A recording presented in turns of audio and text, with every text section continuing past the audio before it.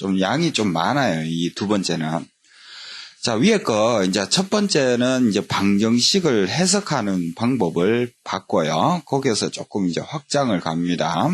이 확장이 뭐냐, 이 말인데요. 그 확장이 이 왼쪽에는 함수로 되어 있고, 오른쪽은 이제 상수로 이렇게 되어 있는 거. 요걸 보자, 이 말이에요. 뭐로 되어 있는 거? 상수. 자, 그러면 이 상수라는 이 부분은 그래프가 어떻게 그려져요? 뭐 이렇게 가로선이 이렇게 꺼질 거 아니야? y는 k. 그래 x축과 평행선이 이렇게 꺼진다 이 말이에요. 그럼 결국 이 방정식을 해석하는 방법은 왼쪽에 이 함수를 그린 다음에 상수 함수하고의 이 리꼴 교점을 결국 근이다 이 말이죠. 그래서 우측에 상수 함수로 두면 그러면 이 f 함수는 위에서 이제 정리를 했는데 몇 차 함수? 이 f가 3차가 될 수 있고 또 몇 차도 될 수 있어요. 4차. 뭐 이런 부분을 보자 이 말이거든요. 요번 매핑은 선생님이 이제 함수 극한까지 연결이 조금 되니까 그거 좀 잘 이해를 해줬으면 좋겠어요. 그러면 3차 개형을 기본 n자 개형에서 보겠습니다. 무슨 자? n자. 요 n자 개형을 딱 그려놓고 보면 위에 있는 요 부분을 극대 값 이걸 선생님 별표 값이라 할게요. 알았죠? 극대 값. 요것을 하트 극소값을 선생님 하트라고 놓겠습니다. 돼요? 자, 요 상태 내에서 이 별표와 하트는 y값이에요. y값이 그 상태 내에서 이 k를 이제 그려 나가는데 지금 이 별표와 하트 상태에서 이렇게 k가 상수로 이렇게 그려지면 y는 k 이 부분이 되면 교점이 몇 개 발생돼요? 3개가 보이죠? 오케이? 자, 별표가 되면 어떻게 돼요? 2개가 보일 거고 별표보다 커지면 k가 이 별표보다 커지면 1개의 교점을 지내요. 그죠? 보입니까 여러분? 그러면 이 별표 밑에 이 하트 k가 하트 값을 딱 그리고 나면 역시 2개가 돼요. 2개. 그 밑으로 되면 1개죠. 자, 이걸 선생님이 이 k가 그 별표와 하트를 기점으로 해서 교점을 한번 쭉 적어 볼게요. 교점 개수. 봅니다. 그 교점 개수를 일단 기준되는 별표 값을 기점으로 볼게요. 별표가 크니까요. 일단 그 별표 값을 뭐가 k가 별표 값이면 교점은 몇 개? 2개. 이렇게. 그럼 별표보다 커지면 어떻게 돼요? 그 위쪽으로 이렇게 그려지니까 1개가 되죠. 1개. 보이죠? 다음에 별표와 하트 상태에 사이에 있으면 어떻게 돼요? 하트보다 크고 별표보다 작다. 뭐 이 상태가 되면 교점이 몇 개가 되냐면 3개가 보입니다. 그죠? 돼요? 자, 그러면 하트가 되면 어떻게 돼요? 하트 값이면 2개. 보입니까? 그러면 하트보다 작아지면 어떻게 돼요? 하트보다 작아지면 1개가 교점이 보이죠. 보입니까? 자, 그럼 여기에서 우리가 이 교점 개수를 또 다른 뭐 하나의 함수라고 이렇게 이제 함수로 보면 k가 어떤 값보다 커지면은 1개의 상수 함수가 그려지고 요걸 이제 그래프로 선생님이 한번 그려볼게요. 요거. 자, k를 기점으로 k가 이제 그 x축이 별표인데요. 잘 보세요. 별표와 하트를 기점으로 별표가 큰 값이네. 여기 하트 기점으로 해서 별표보다 커지면 k가 커지면 이 k 값이 커지면 상수함수 1이 된다 이 말이에요. 뭐 이 축을 굳이 그러면 이 y가 1 이렇게 계속 1 된대요. 얘는 별표 값은 2가 찍힌대요. 2. 이게 y가 1이라는 거야. 얘는 y가 2.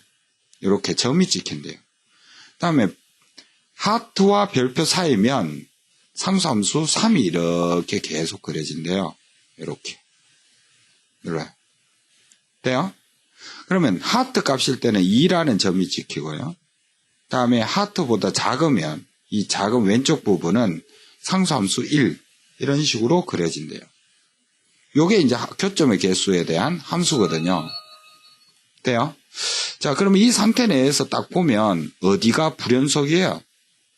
예, 별표와 하트에서 여기에서 뭐가 불연속이 된다라는 걸 찾아낼 수 있겠죠. 그래서 여기까지가 이제 상위권 가는 그런 패턴이다 이 말이에요. 그래서 결국은 교점 개수가 바뀌는 시점에서 뭐가 되느냐? 불연속이 되겠죠. 거기까지 좀 적어 놓을래요, 여러분? 이 불연속 되는 요 지점은 뭐가? 교점 개수가 바뀌는 지점이다. 바뀌는 거.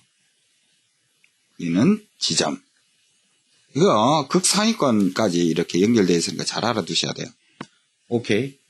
자, 그러면 이 4차도 한번 그려볼 필요성은 있겠는데요. 그죠? 4차도 한번 그리면 어떤 게 연결해져요? 뭐, 선생님이 대표되는 거 하나만 이런 식으로 그려볼게요. 그럼 여기에서 이 극소값이 이게 이제 별표, 요거 극대값이 하트, 이 극소값이 또 다른 것이니까 이걸 세모라고 이렇게 딱 두면 일단 거기 값에 따라 상수를 그릴 수 있을 거 아닙니까? 그래서 하트보다 커지면 2개, 하트 값이면 1개, 요거 이게 2개 보일 거 아니에요? 뭐가? K가 하트보다 커지면 2개, 하트 값이면 하트가 되면 몇 개? 1개, 2개, 3개죠. 그죠? 3개. 그리고 별표와 하트 상태 사이가 있으면 어떻게 돼요? 요걸 요렇게 적을게요. 선생님이. K가 별표와 하트 사이면 몇 개?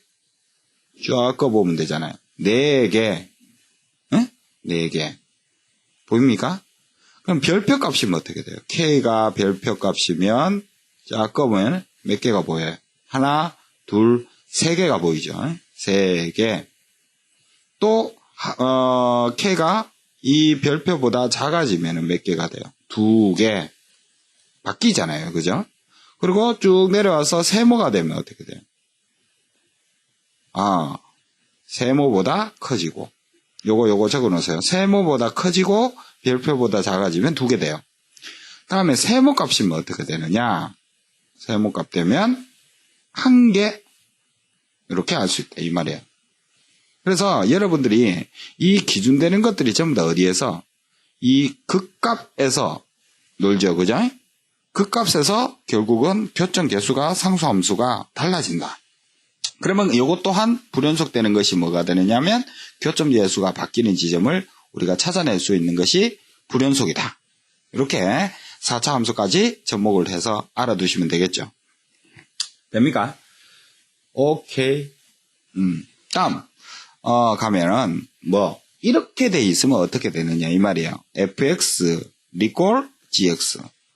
좌축도 함수고 우측 함수인데 이걸 그래프로 해석할 때는 얘를 어떻게 이항을 해서 이항을 하라 그랬어요. 이항을 하면 fx 빼기 gx 꼴이 되는데요. 는 0 이렇게 되잖아요.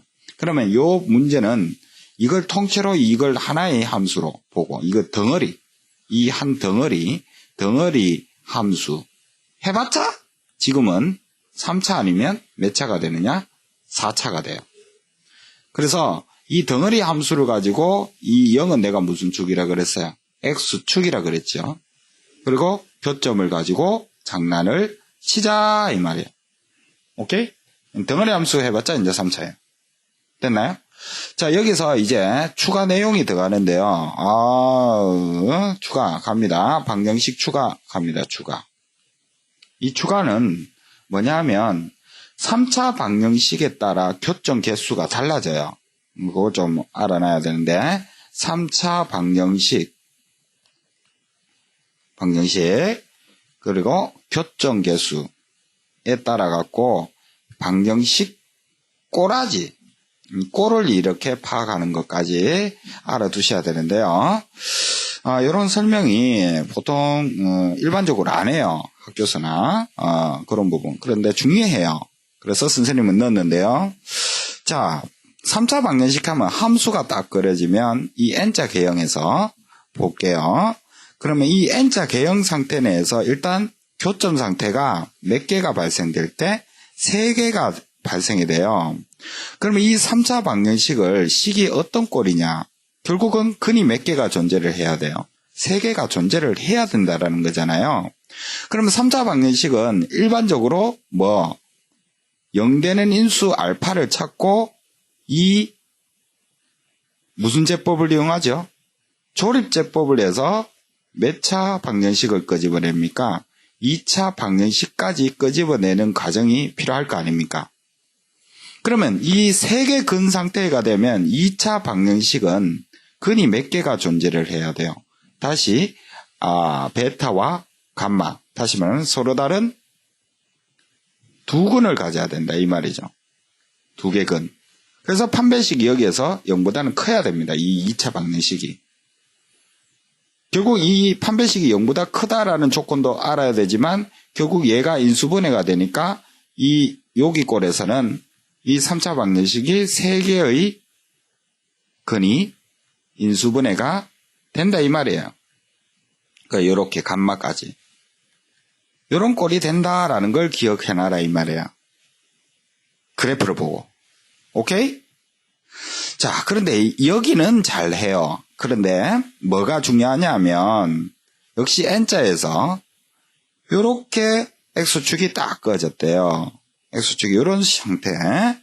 그러면 이런 상태 되면은 이 근이 알파에서 한 개, 그리고 교점 여기가 베타가 여기가 돼요. 그러면 이 방정식 꼬라지는 어떻게 될까요? 이 방정식 x-알파에 방정식이라 그랬어요. 이 3차 방정식에 맥을 잘 보셔야 돼요. 3차 방정식 꼴에서 이 x-알파가 중근이 돼요. 완전 제곱수. 그리고 베타에서 근을 갖더라. 인수분해하면 이런 꼴이 돼요. 이런 꼴. 오케이? 그러면 여기에서 하나의 근을 찾으면 이 2차 방정식에서는 뭐가 될까요? 하나의 근이 나오면. 이게 중요한데요. 이 하나의 꼬라지에서 3차 방정식에서 하나의 인수를 찾았대요. 알파의 근을 찾았대요. 그러면 이게 이제 조립제법 상태에서 2차식이 되는데 이 2차식에서 뭐가 되느냐 하면 알파의 근이 가질 수가 있고 베타의 근도 가져야 되겠죠. 그래야지 이런 꼴이 되니까. 오케이? 무슨 말인지 이해돼요? 그래서 이게 이제 두 가지 패턴이 이제 다시 확장돼 갖고 나오는데 알파의 근을 가지더라도 완전 제곱될 수가 있고 아예 자체 알파 말고 다른 꼴에 완전 제곱수가 될 수도 있다 이 말이에요. 그래서 지금은 이런 꼬라지가 된다라는 걸 기억해 놓는 게 낫습니다. 알았죠? 꼴. 자, 그러면 이 그래프에서 3차에서 요런 역시 n자인데 여기에서 착 돼버리 보면 요게 이제 작은 거, 큰 거. 그럼 이런 식으로 돼 있으면 이 방정식의 꼬라지는 어떻게 될까요? x-알파가 되지만 어디에서 완전 제곱되느냐 하면 이게 접하니까 베타에서 접하니까 x-베타의 제곱꼴이 되겠다. 이렇게 인수분해 된다라는 거. 그래서 이 극대 또는 극소값 자체 내에서 x축이 딱 걸쳐졌을 때 이 방정식 꼬라지가 어떤 꼬라지가 되는지를 보셔야 되는 거예요. 이걸 찾아낼 수 있는 거까지가 이제 상위권 접목되는 겁니다. 아시겠죠? 그런 패턴을 여러분들이 잘 이해를 해서 방정식을 맞춰줬으면 좋겠습니다. 그래서 42-2는 방정식 활용적인 부분 언급했습니다. 됐죠? 마치겠습니다.